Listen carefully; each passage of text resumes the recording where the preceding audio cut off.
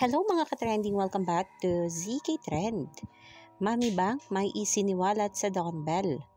May upcoming projects on the horizon. Masaya ngayon ang mga taga-suporta ng Don Bell sa ibinunyag ni Mami Bang. Sa mga true fans ng Don Bell, si Mami Bang ay isa sa mga Don Bell supporter at pinagkakatiwalaan ng Don Bell. Sobrang tuwa ng mga bubblies kapag si Mami Bang na ang mag-post kasi legit na legit ito.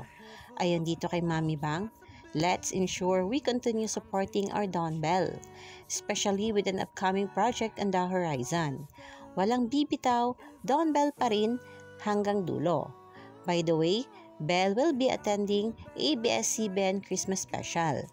Ang naturang post na ito ni Mami Bang ay kaagad niyang pinag-uusapan na sa social media. Marami kasi ang napakomento sa sinabi ni Mami Bang na si Bell lang ang atin sa ABS-CBN Christmas Special ngayong December 9. Marami ang naghahanap kay Donnie. Gusto kasi ng ilang mga bula ay magkasama sina Donnie at Bell na rarampa na naman muli sa red carpet event.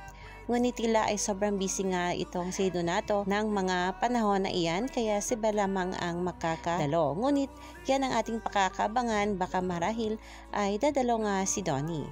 At makikita nga dito sa comment section sa naging post ni Mami Bang na talaga namang marami ang nagpapasalamat sa update na ito patungkol sa Don Bell at marami ring naghahanap kay Donnie. At ayon nga dito sa ilan nilang mga komento,